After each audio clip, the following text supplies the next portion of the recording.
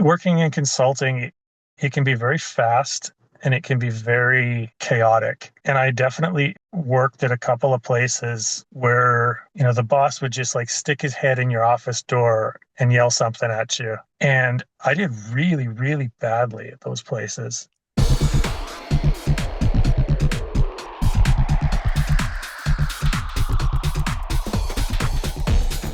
Hey, fellow workers, you are listening to episode 3 of season 5 of the Alberta Worker Podcast. My name is Kim Siever, and we are broadcasting from the territory of Mississippi. The Alberta Worker Podcast is a proud member of the Labour Radio Network, as well as the Harbinger Media Network. And I am pleased to introduce you all to today's guest, Justin Loran. Welcome, Justin. Hey, thanks for having me. You betcha. So glad to have you. I'm looking forward to listening to your story. So yeah, we'll just start off with you sharing with us your life story, where you grew up, what family life was like, where you went to school, that sort of thing, and as well your own personal labor history. The time is all yours. My life story is going to be circuitous and messy and confusing because it's not a very linear story. I'm originally from Saskatchewan. I was born in Regina. Oh, really? I didn't know that. I was born in Moose Jaw. Grew up in Regina. I was born in Regina, spent some time in Swift Current, ended up back in Regina, bounced back and forth between those towns for quite a while. Spent a lot of time playing in punk rock bands, a lot of times doing as little as possible, trying to get by, trying to figure out, how I fit in a messy, complicated, sometimes ugly world. Worked many different jobs in that time. Did the same things as everybody else. I worked in construction, worked in agriculture, anywhere that needed, a pair of hands. And that's about it. And I guess that's probably my first intro to labor and the nature of labor to capital into business and that whole story. Right. Realizing what you're giving up compared to what's being given back to you is, even if you can't articulate it at that point in time, you can see the relationship, I think. You could just tell something is off, something's unfair. Yeah. And it took me a long time to be able to think that through and put it into words. But there was always that sense. And I think a lot of us, at least the people around me as kids, we all had that sense, even if none of us could really quite say what was on our minds. Sure. Then in 2009, I think, I moved to Alberta. I went to Lethbridge for a couple of years to go to school. I know we're following very similar paths. I did a diploma in environmental assessment and restoration at Lethbridge College, which was good. It's a nice town. I liked it down there. Had good experiences there. After a couple of years there, I got offered a job out of Edmonton. So I moved up to the Edmonton area with the full intention of sticking around for about a year and then finding somewhere that wasn't Edmonton to go to live. About 6 months into that plan, I met my now wife. She's from Beaumont. That kind of became a thing. And now it's 2026 and I'm still in the Edmonton area. So when we moved to Lethbridge to go to school, the idea was I would graduate school and then we'd move on to Regina so I can move back home. And it just never happened. It just kind of set up roots and just stayed here. I guess a bit about what I've been doing in Edmonton this whole time. I got a job working in the environmental consulting industry. So basically, anytime there's contamination issues, I get hired to fix them, is the very short version of that, which can be anything from somebody spilled gasoline onto the ground to, catastrophic. People are being poisoned, all sorts of interesting things. And so in the past, 15 years of that, I ended up going to school through Athabasca University and getting my bachelor's degree while I was working, and then almost a master's degree as well. I still have to write a capstone paper for that, which I'm putting off and putting off and putting off because I don't want to do it. Sure. Probably this winter. And I've kind of fallen into a specialization. Mostly I work way up in the far north in the Arctic, and I do a lot of work with emerging contaminants. People hear stuff about PFAS on the news and those kind of things. That's kind of my business now. So okay, interesting. Yeah, it is. I find it interesting and depressing, but especially in the wintertime. Yeah. And then especially you realize how little difference you make sometimes. Oh, right. Yeah, of course. the scale of the problem. It's a good lesson in like focusing on the things that you can deal with and like not stressing out about these like big like global scale or like national scale issues because it can be so easy to like I can't remember what the word is. There's like a paralysis that people get with like climate issues. It's Oh, like, right. man, this is such a big issue. Like, what do I do? And you just kind of freeze up and do nothing. So being faced with that constantly, it's kind of good because you realize, well, I can do something. Even if I fix this one little piece of earth, well, that's one that wasn't fixed before. So True. That's just true. chip away and chip away and chip away. And if everybody's chipping away, then a lot gets chipped away at. Yeah. And then the other thing consulting really teaches you quickly, circling back to that labor conversation, we're a business where we sell time, much like engineers or lawyers do. It's a business model that churns through people and burns people out. When you get into the door, don't realize or aren't in a position to say no to people. As I've gotten further into my career and kind of stuck with it, now I'm at a position where I can just tell people, go to hell. I'm busy. I don't want to do that. Somebody else can figure it out. When you're young, you can't do that because you're like a new person in the door and it's like everybody's asking you to do something and you work 90 hours a week and you're never home and it's like just crushes people. And then you find out that you're doing it to put money in somebody's pocket. Like I worked for a company for a while that was not bad and then they got bought and they did their like whole IPO thing. So they were trying to like make the margins look real good. And so they were just grinding all of us into nothing. It's like, man, for what? Yeah. And even then, like the valuation that they have of the company is based off the labor of the workers who are building the company, right? When that IPO goes out, it's not the workers who get that initial public offering. Oh, exactly. It's like, yeah, we're grinding and grinding and grinding and scraping pennies together. It's like, Yeah. for what? Yeah, totally. The last couple of years, actually, I've been working for a company that's employee owned, which has been Mm, really good. In practical terms, that kind of means management owned because there's like a barrier to you have to be at the company for a while. There's a bit of a buy-in, like a not crazy high, but enough that it takes a while to right. save that kind of money up. Sure. But they have done good enough at keeping that barrier low that like I interact with owners, I know probably a half dozen that I see every day. And, and then a couple of years, if I stick around, I'll probably end up being one too. Sure. And that's been really good. It was a very like refreshing change of scenery because there still is that they're taking money off of, my hourly charge out rate that's going to the owners. That it's a thing that happens. Right.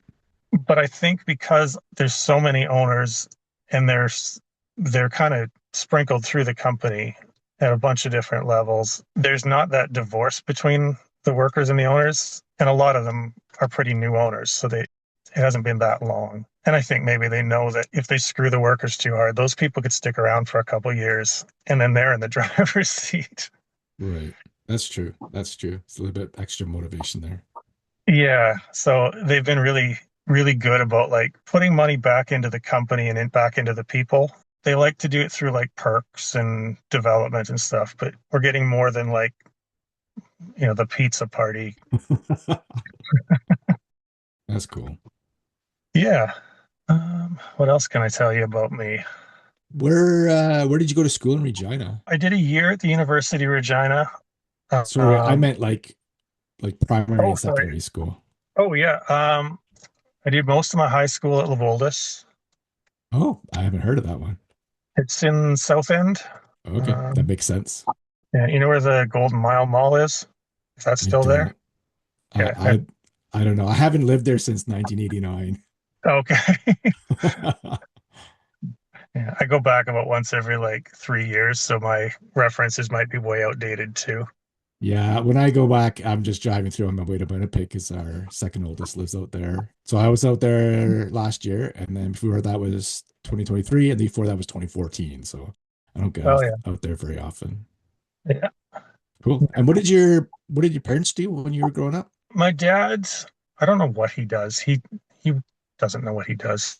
He was in the insurance business for a while and then got a little bit more into like finance. He does like management stuff now, but the Okay. way he talks about it, he doesn't do very much. So just like No, consulting sort of stuff. he's in charge of stuff. Like I think he probably does a lot, but he does one of those management type jobs where it's all very like soft skills. Lots of meetings. Yeah. Yeah. And my mom worked for the city of Swift Current for a long time, just recently Oh, retired. okay. What was she doing there? She did dispatch and that Oh, kind of thing for their light and power. oh, okay. That's cool.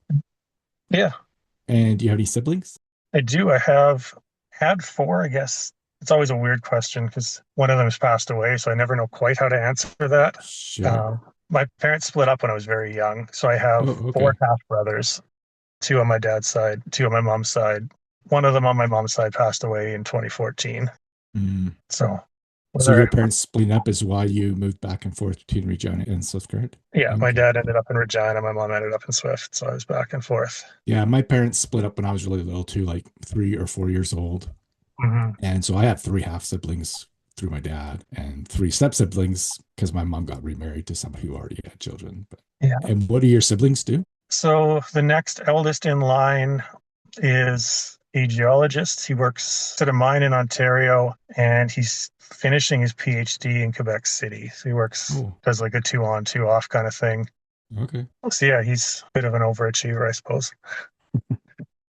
The next one in line is a mural artist, like a graffiti artist. Oh, really? Yeah, we're all a little jealous. He just Yeah. travels the world. Oh, wow. He has a great thing going where he seems to go somewhere, work for like a month, make a bunch of money, and then just hang out for a while. That's cool. Yeah. Like I remember my dad was trying to get him to nail down if he was going to come home for Christmas one year. And he's like, I don't know, I might just stay in Malaysia for a while. And then, yeah, the youngest one is I guess you'd call it like ecotourism. He works out like a lodge on Vancouver Island. Oh, okay. Yeah, I went out there, visit him, and we kind of hung out for a few days. It's a really nice place. If he wasn't my Cool. brother, I would never have been able to afford to go there. Yeah, no doubt. I Cool. got to stay in the crew quarters. I couldn't afford to stay in the nice place. And your wife, what does she do? She's a hairdresser. She owns her Oh, own salon. in Yeah, Beaumont? in Leduc, where Oh, her and I okay. are in Leduc now. So Yeah. not too far away. Cool. Does she speak French? No, not a word. I speak better French Oh, than okay. her. Mine's not very good. She grew up in Beaumont but can't speak any French. Yeah. She has a French last name too, so figure that one out.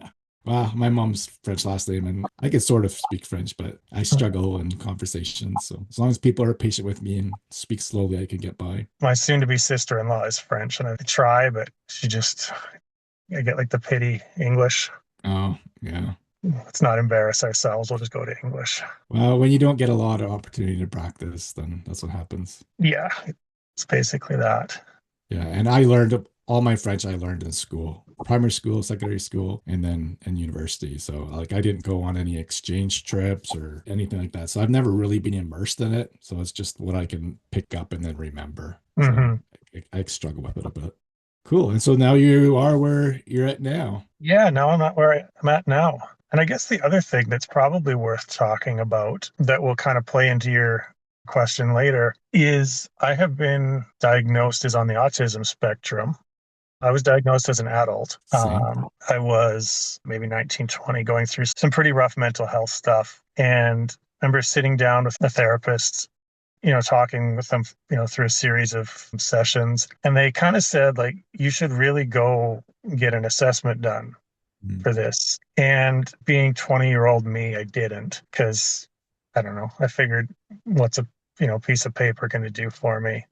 sure. And then we had my son in 2016, and he was diagnosed probably 2019, quite early. Like my wife especially, picked up on it very early. She's a very good advocate. Like he's gotten, all the help he could possibly get. It's awesome. I can't say enough good things about her. And, as we kind of progressed in that, I kind of kept thinking back to those old conversations because I'd be hanging out with my son and he'd do something and I'd kind of get the look from my wife. I was like, yeah, I know. It's exactly the same thing I do. It's like, we're the same person. I get it. You get to thinking and it's like, well, maybe I should just know. right? Like I don't want to go Right. through being like, well, that's probably me, but maybe it's not. Hmm. And so I went and I got it done. And yeah, How long ago was that? probably 3 years ago. Okay, cool. My niece, my oldest niece, has a child who has been diagnosed with autism as well and has quite a bit of support needs, but still is in a regular classroom and all that kind of stuff. But every so often, he'll be at my mom and my dad's house and he'll be doing something. And my mom will look at him and is like, wow, this just reminds me a lot of Kim. A lot of the stuff he does, it just keeps coming back to her. It's like, oh, I just didn't pick up on it back then. I was only diagnosed last year. So, Oh yeah, yeah. It's kind of an interesting thing, like to go through the process and then to think back through your life.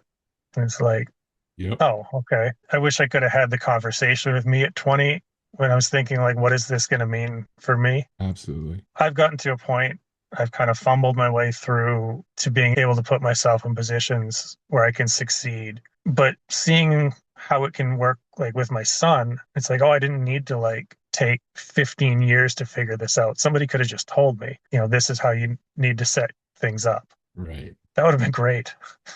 Sure. Yeah, absolutely. It would be nice to have that little bit extra information.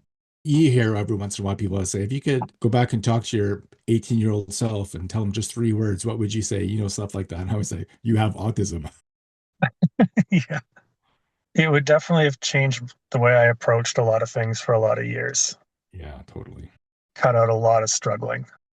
Mhm. Oh, on that note, one question I always ask my guests is, how has your intersections of marginalization ever influenced your experiences as a worker? And usually what I mean by that is, ways that maybe your ethnicity or your gender or sexual orientation or ability levels, religion, economic class, whatever, might have influenced how others have treated you in the workplace. Fellow workers, bosses, customers, whatever. I anticipate there might be something related to that with autism, but if there are other ways as well, feel free to talk about that a little bit. Yeah, autism is probably the thing that jumps out. There's not a lot else about me that differentiates me very much from a lot of other people in the workplace. Working in consulting, it can be very fast and it can be very chaotic. And I definitely worked at a couple of places where, the boss would just like stick his head in your office door and yell something at you. And I did really, really badly at those places Yeah. because like I don't process audio very well. One of the things I get work to do now, and having that piece of paper has been helpful, is like I want everything in writing. Like we can meet and we can talk, but if you have like demands or something I need to take out of a meeting, like write it down for me. Yeah. And I might not come up with a question while we're talking back and forth, but 20 minutes from now I might think of something. Yeah. And I think back to working at those companies, you just like crash and burn and you don't understand why. Yeah. Totally. The second to last job, no, sorry, third to last job I've had working for somebody else. It was with a trucking company and it was pretty intense. I actually wrote about it some time ago on the Alberta Worker website if people want to read it. But it was like an open office concept. So we had probably 3 or 4 dozen of us all in the same big open area. Everybody had their little cubicles. The walls of the cubicles only came up to like my forehead. They weren't full Mhm. cubicles. So you never really had any privacy. And there's always so much noise. The phones are constantly ringing. The dispatchers are yelling at one another. The fleet managers are always on the radio and the phone talking to the drivers. The managers are always getting after the dispatchers and the fleet managers, wanting to know what's going on. And customer service reps are always coming over to your desk and asking what's going on. And there's always alerts on your computer and your phone's constantly ringing. It's just so much. And just like, I couldn't take it. Like, it was so intense. And I had to leave after 6 months. I actually went back to school because it was the only thing I could think of to get away from that place. I applied some jobs and I got a few interviews, but never got any job offers. And I said, you know what, I'm just going to go back to school and finish my degree because this is Yeah. way too intense. And I ended up getting depression and it just got, well, I guess looking back, it probably wasn't depression, it was probably burnout. But after I go home, I just was like comatose. I just sit in my bed. I couldn't do anything. Mhm. It was really intense. And that was probably like you said, that was probably the worst job I've ever had. I can see how the constant like stimuli would just overwhelms you. It takes so long and it's so hard to kind of level after that. Like I would go to the washroom and just like breathe a huge sigh just to try to release some of that pent up stimulation that was inside of me. Is like just so much stress and tension in my body. I just try to go to the washroom. Even if I didn't have to go, I just be in there, just try to get rid of some of that tension. It was just really intense. Totally. After about a month, maybe, I started getting this feeling of anxiety as I'm taking the bus to get to work. After, a week or two, then I start to get anxiety the night before, and then I used to get anxiety at the end of my weekend. And then it was just this constant anxiety about being at that place. Just hated it. Yeah. And as much as it's up to us to advocate for ourselves, I bear a little bit of a grudge to some of these places where Right. like you can see me struggling probably. Yeah. And nobody's like, hey, what's going on? Or like, here's something you could do differently. I had a supervisor who asked me when she saw that something was happening, and she asked me, but I didn't know what to tell her. Like I didn't know what was going on. Yeah. I mean, now if she asked me, I could have told her, but because I have, the context, but I didn't at the time. I just knew that I didn't feel good and I didn't know what was causing it. I hated my job, but I didn't know why. Yeah, it's tough too. And or I at least will like internalize that a little bit where it's like, well, I'm struggling, but these people don't seem to be. So Yeah, what's wrong with me? absolutely. It takes a lot of time and a lot of perspective to realize that, well, nothing. And if you drop me into a situation that fits me, I do really well. Yeah, absolutely. Well, any final thoughts for our listeners? I guess coming from my environmental science perspective, sign the coal petition that's going around because, boy, that's going to be ugly if it doesn't get stopped. I'm not sure when this is going to go out. Maybe in July. When is the petition? Like, when's the last time to sign it? I actually don't know. I probably should have. Okay. I Hopefully, know. it's still going on when this is Yeah. published. Well, if the petition is done, don't stop fighting it. Do Sure. whatever you can. Yeah, I don't know. That's probably a good closing thought. Sounds great. If people are interested in following you online somewhere, your website, socials, whatever, is there any there they could do to do that? You can find me on Instagram. It's just my name. Find me on Bluesky. It's just my first name. You'll know it's me. There's a picture of the Arctic Ocean in the middle of Okay. winter. And I can link to those accounts in the description of the podcast as well. Yeah, sounds good. And if people want to follow the Alberta Worker, you can follow us on most popular social media websites. You can also visit our website, albertaworker.ca. While you're there, you can sign up for our email newsletter. We have daily, weekly, and monthly options. If you liked this episode with Justin, please rate the episode and leave a review. If you're interested in supporting the Alberta Worker, visit us at albertaworker.ca/support. Every little bit helps. If you want to be a guest on the Alberta Worker podcast, just email us at podcast@albertaworker.ca or send us a DM on any of our social media accounts. Thanks, Justin, for joining us today. Thanks to all the listeners for tuning in. And as always, solidarity.